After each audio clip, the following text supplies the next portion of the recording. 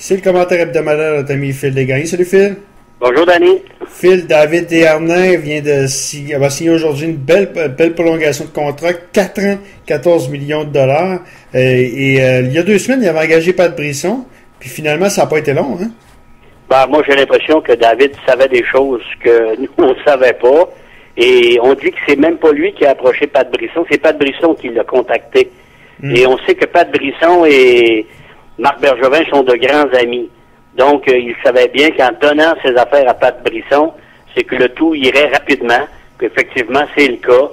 Ça a été très rapide, une entente de 4 ans, 14 millions. Moi, je pense que ça enlève beaucoup de pression sur les épaules de David Desharnais, qui est dernière année de contrat, début de saison difficile, nouvel entraîneur. Avant, il y avait la confiance d'un entraîneur qui lui donnait beaucoup de glace. En début d'année, c'est plus difficile. Il y avait moins de temps de glace. Il a retrouvé son temps de glace, retrouvé également son rythme de croisière. Et je pense qu'il a convaincu tout le monde qu'il était là pour quelques années, puis que le Canadien avait besoin de lui. Et en plus, faut admettre que c'est l'un des rares francophones avec l'équipe. Et pour le Canadien, l'image de l'équipe devient important. Moi, je trouve que pour David, il aurait probablement pu aller sur le marché des joueurs autonomes, aller chercher peut-être un peu plus d'argent, mais là, il vient d'assurer sa sécurité financière pour le reste de ses jours. Lorsqu'on parle quand même d'un joueur qui le mérite, qui l'a pas eu facile, tu l'as très bien connu, tu étais à Chicoutimi. Je dois te dire que effectivement, quand il a été repêché, midget 3A par les Saguenayens de Chicoutimi, en deuxième ronde, tout le monde était sceptique. Un petit joueur, il est pas gros, oui, il a du talent, mais aller dans le trafic, ça joue dur, les gars sont gros dans le junior majeur, ça va être difficile. Tout le monde était sceptique. Et envers et contre tous, il a connu une carrière exceptionnelle. Jamais été repêché, par exemple, parce que les dépisteurs professionnels doutaient de son talent. Invité à un camp d'entraînement, et il peut dire merci à Guy Carbonneau, qui était alors gestionnaire des Saguenayens. C'est vraiment lui qui avait convaincu l'Organisation des Canadiens de l'inviter à un camp de la Ligue américaine. Pas gardé dans la Ligue américaine parce qu'encore une fois, on le trouvait trop petit. On a décidé de l'envoyer dans la East Coast, où dans la première année à Cincinnati, il a tout simplement brûlé la Ligue.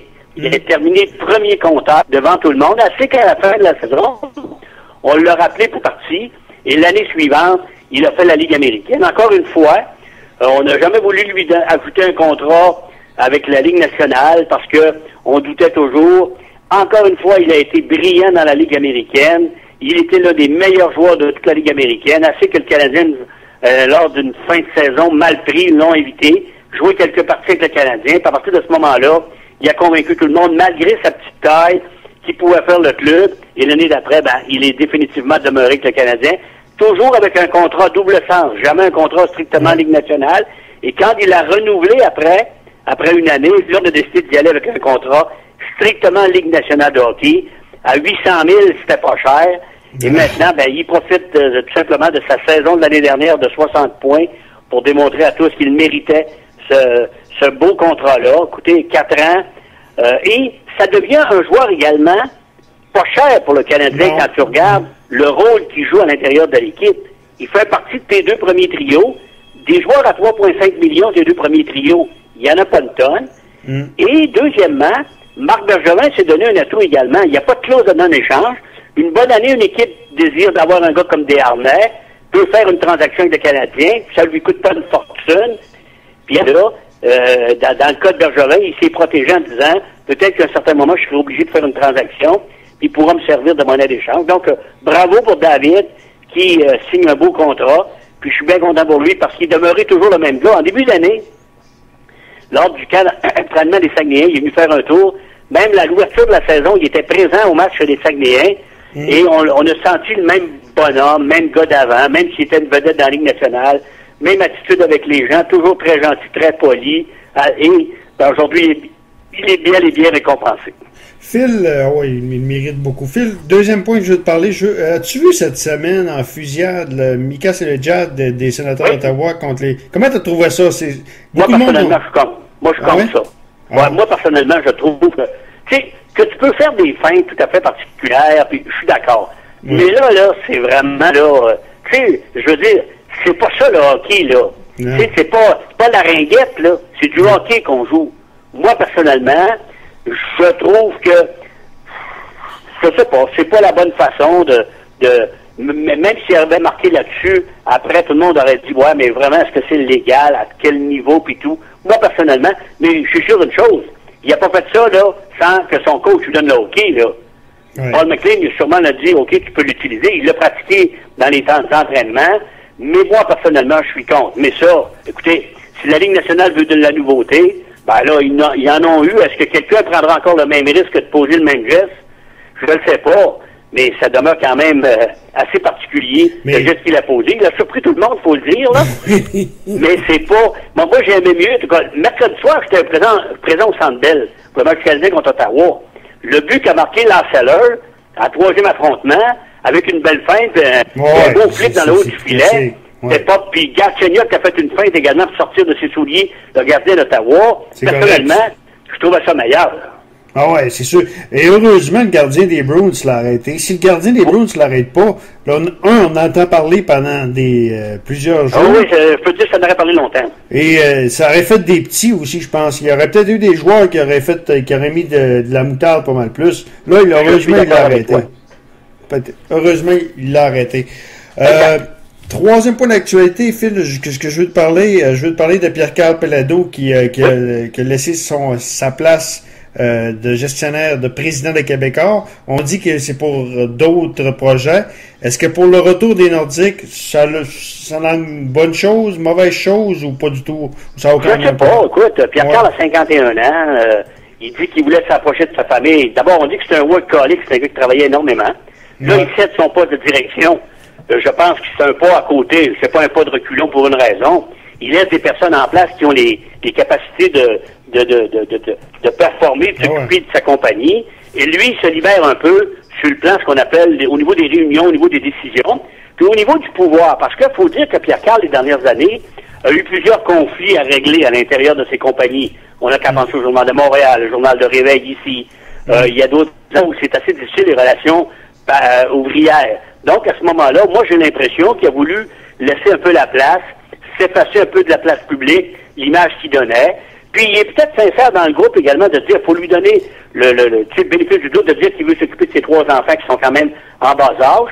Puis, ça lui donne l'opportunité, parce qu'il y avait une rumeur il y a 2 semaines sur un site Internet, Danny, que j'ai eu l'occasion de lire, où on disait que Pierre-Carl était à s'acheter un condo à Québec, près du pont de Québec, dans un nouveau développement, pour s'approcher de Québec. C'est sûr que dans 3 ans, c'est lui qui va administrer le nouveau Colisée. Il est dans le processus également de tenter d'avoir une franchise dans la Ligue nationale de hockey.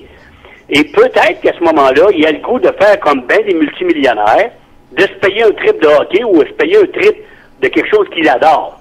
Écoute, aux États-Unis, la majorité des propriétaires d'équipes sont des archimillionnaires qui se payent des trips de hockey. Pierre-Carl est probablement en moyen de se payer également ce trip de hockey-là. Donc, à ce moment-là, peut-être qu'il a le goût de se payer ce trip-là, puis de s'occuper un peu plus. On dit qu'il veut également se lancer et s'occuper énormément de son groupe de développement de spectacles, un peu comme le Canadien a avec Evenco. Avant, il n'y avait pas de salle. Là, maintenant, ils auront le Colisée à Québec, qui va leur donner cette possibilité-là de présenter une multitude de spectacles avec une salle qui est quand même gigantesque, autour de 18 000 sièges. Donc, moi, personnellement, je pense que Pierre-Carl, probablement, se prépare pour d'autres défis, tout en ralentissant, puis en était peut-être un peu moins présent sur la place publique. OK, dernier point, Phil, je ne sais pas si tu es au courant, c'est confirmé, Jean-Pascal Lucien-Boutet, 25 mai, ça vient de sortir comme nouvelle, toute une nouvelle, ça. Ben, moi, je pense que tout le monde voulait ce combat-là. Tout le monde voulait faire une passe d'argent, ils vont en faire une vraie.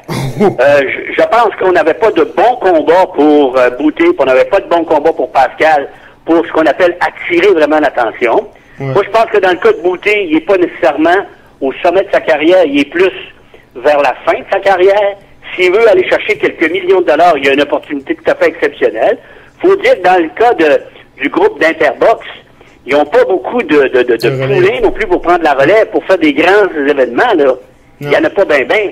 On a encore Boutet, donc on va en profiter. Dans le cas de Jean-Pascal, il est à la fin de son contrat avec Jim. Je pense qu'il lui reste 1 ou 2 combats. Il veut profiter de ce moment-là. Puis Boutet n'a pas été très convaincant dans sa dernière victoire qu'il a eue. Est-ce qu'on veut voir si Boutet est capable de revenir, être capable d'affronter peut-être d'autres combats, de faire d'autres combats de grande envergure? C'est toutes des questions qu'on n'a pas de réponse. Et peut-être que le 25 mai prochain, ces réponses-là, on les aura avec un combat contre Jean Pascal. Moi, personnellement, je pense que le Québec voulait ce combat-là. Tout le monde voulait ce combat-là. Ben, là, actuellement, on va l'avoir, puis ça va être sûrement médiatisé de façon tout à fait exceptionnelle. Ça va être extraordinaire. Les amateurs de boxe... Juste avant de quitter, Danny, mercredi, j'étais au Centre Bell pour voir le match des Canadiens contre les Sénateurs. Avant la rencontre, on a présenté Georges Saint-Pierre. Il a eu une ovation tout à fait exceptionnelle. C'était vraiment quelque chose d'envergure. Et je disais à quelqu'un qui était avec moi, je disais, il y a 5 ans, on aurait présenté Georges Saint-Pierre, tout le monde aurait dit, c'est qui lui? Mais non. Et là, 5 ans plus tard, c'est devenu une méga vedette. Les joueurs des deux équipes, là, étaient debout sur leur banc, l'applaudissaient. Il y a même des joueurs qui ont voulu ils sont allés lui donner la main à Georges Saint-Pierre. C'est là qu'on se rend compte qu'il était très peu connu au Québec, mais mondialement parlant, Georges Saint-Pierre est un gars connu. Espérons que samedi soir, il nous livre une belle bataille, puis qu'il puisse continuer également à progresser dans le domaine de la UFC. Ça commence, le UFC, là, à être populaire, mais auparavant, toutes les histoires de combats sur les réserves indiennes non réglementées, avec à point nu. C'est ça qui est Mais là, c'est vraiment bien organisé, puis ça va être un événement tout à fait exceptionnel en fin de semaine. Phil, on se reparle vendredi prochain? Merci. Là, c'est le commentaire hebdomadaire de Phil Desgagnes.